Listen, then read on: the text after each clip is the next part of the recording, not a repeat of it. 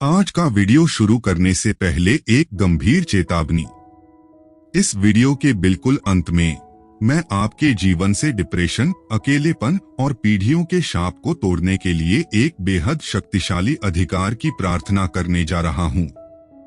शैतान चाहेगा कि आप इसे अभी बंद कर दें, क्योंकि वह जानता है कि अगर आप अंत तक रुक गए तो आपके परिवार के सारे बंधन टूट जाएंगे।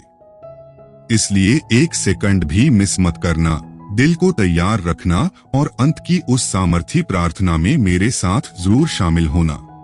कुछ नुकसान आत्मा को हमेशा के लिए बदल कर रख देते हैं। आज के इस संदेश में हम उस भारीपन, उस गहरे दर्द के बीच एक ईश्वरीय आदेश को समझने जा रहे हैं।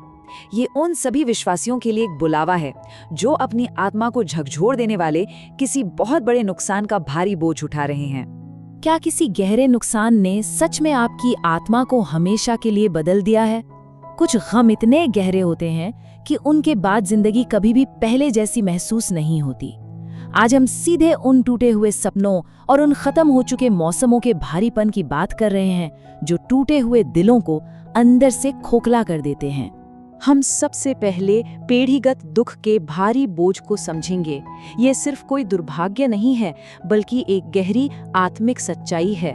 इस पीढ़ीगत जुए के कुछ बहुत ही स्पष्ट लक्षण होते हैं। एक गहरा अकेलापन, बार बार मिलने वाली असफलता और आत्मिक सूखापन। जरा सोचिए, जब पिछली पीढ़ियों ने अकेलेपन या तंगी से लड़ाई लड़ी, तो आज आपका ये वर्तमान संघर्ष अक्सर उसी विरासत में मिले आत्मिक जुए का परिणाम होता है। ये वो बोझ है जो धीरे धीरे आत्मा को अंदर से खोखला कर देता है। ये नुकसान किसी भी रूप में आ सकता है। शायद एक बेहद खूबसूरत दौर का अंत, टूटे हुए रिश्ते, बिखरे हुए सपने, गिरती हुई सेहत या फिर बुनियादी सहारे का अचानक छीन जाना। ये बिल्कुल यहोशू के जीवन जैसा है।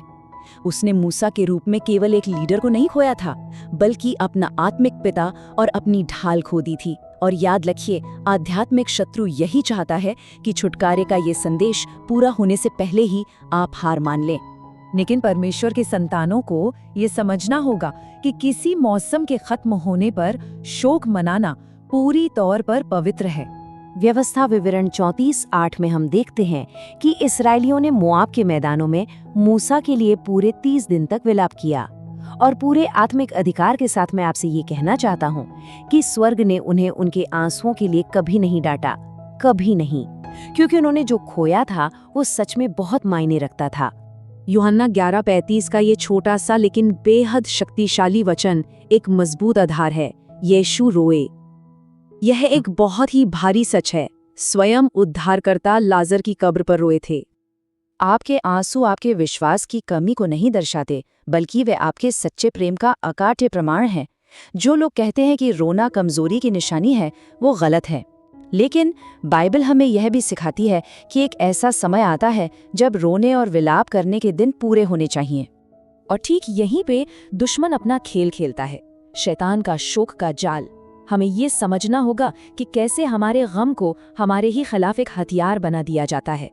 एक प्राकृतिक मौसम के रूप में शोक और एक स्थायी पहचान के रूप में शोक के बीच बहुत गहरा अंतर है। एक तरफ विलाप करने का प्राकृतिक कुछ समय का दौर है, और दूसरी तरफ दर्दनाक यादों का एक स्थायी पिंजरा जो आत्मा को आने वाले कल की आशीषों के लिए अंधा कर देता है। दुश्मन का सबसे बड़ा आध्यात्मिक धोखा यही है कि वो टूटे हुए लोगों को फिर से मुस्कुराने, जीने और सपने देखने से रोक दे। वो आपके शोक के मौसम को आपकी हमेशा की पहचान बना देना चाहता है। इस सच्चाई को अपने दिल में गहराई से उतार लें। आगे बढ़ना और फिर से मुस्कुराना आपके अतीत के साथ कोई गद्दारी नहीं है। आने वाले कल में कदम रखना और खुशी महसूस करना उस व्यक्ति या उस चीज का अपमान बिल्कुल नहीं है, बल्कि यह आत्मिक आज्ञाकारिता का एक बहुत बड़ा कदम है। अब समय आ गया है उस ईश्वरीय आदेश को सुनने का। विलाप की घाटी से निकलकर पूरी सामर्थ के साथ खड़े होने का आदेश। परमेश्वर पिता की वो गरजती हुई आवाज यहोशू 1:2 में गूंजती है। मेरा दास मूसा मर गया है, इसलिए अब तू उठ और इस यरदन पार कर। जरा सोचिए, एक डरे हुए यहोशू के लिए ये कोई क्रूरता नहीं थी, ये वो आत्मिक स्पष्टता थी जो उसे उस वीराने में भावनात्मक रूप से मरने से बचाने के लिए बहुत जरूरी थी। परमेश्वर ने जीवन को आगे बढ़ने के लिए ही बनाया है, और सुनिए, अगला कदम उठाने के लिए आपका पूरी तरह से ठीक होना जरूरी नहीं है। आपकी आज्ञाकारिता आपके आंसुओं के बीच भी हो सकती है। दुख हमेशा ये झूठ बोलता है कि आप हमेशा के लिए बर्बाद हो गए हैं, लेकिन पवित्र आत्मा आज आपसे कह रहा है कि आपको रोते हुए भी मजबूत और साहसी बने रहना है। टूटने के बावजूद आपका आत्मिक विकास हो सकता है। और इसी आदेश के तुरंत बाद यहोशू 1:5 की वो खूबसूरत प्रतिज्ञा आती है, जैसे मैं मूसा के संग रहा वैसे ही तेरे संग भी रहूंगा। मैं न तुझे धोखा दूंगा और न तुझे छोड़ूंगा। जब आप अपने जीवन की उफनती नदियों को पार करते हैं तो परमेश्वर की उपस्थिति का ये अटल वादा आपके साथ होता है। क्योंकि हमारा परमेश्वर वो कभी नहीं बदलता, ये एक शाश्वत निरंतरता है।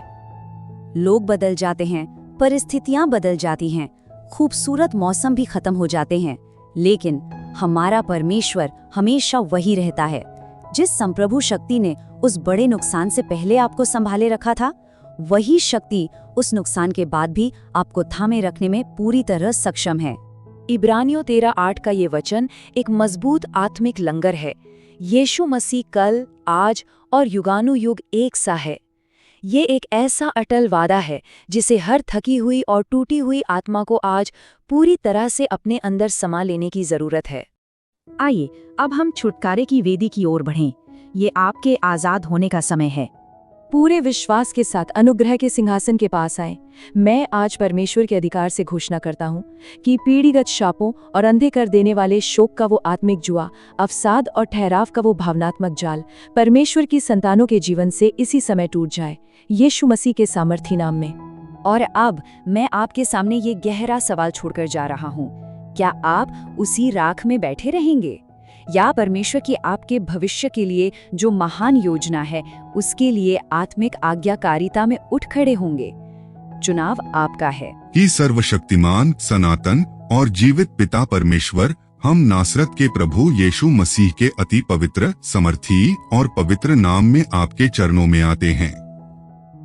प्रभु, आज हम किसी रस्म या रिवाज के लिए नहीं बल्कि आपके जीवित वजूद और आपकी पवित्र उपस्थिति की खोज में यहाँ आए हैं। पिता, इस समय जो कोई भी भाई, जो कोई भी बहन इस वीडियो को देख रहा है, जिसकी आत्मा इस समय घम, अकेलेपन, निराशा और टूटने के बोझ से दबी हुई है, मैं उनके पूरे वजूद पर प्रभु यीशु मसीह के पवित्र लहू का आवरण मांगता हूँ।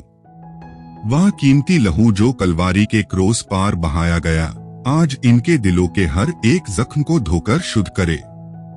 प्रभु यीशु मसीह के नाम से मैं आज हर उस पीढ़ियों के बंधन, अंधकार की शक्ति और शैतानी जुआए को दंथूं जिसने इनके आत्मिक जीवन को भारीपन और डिप्रेशन से अंधा कर रखा है।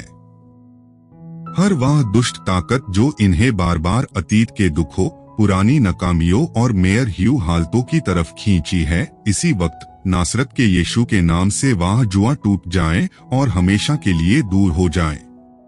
ही पिता परमेश्वर, आपका वचन भजन संहिता 34 का 18 में घोषणा करता है कि आप टूटे दिलों के करीब रहते हैं और पिसे ह्यू लॉगऑन का उद्धार करते हैं।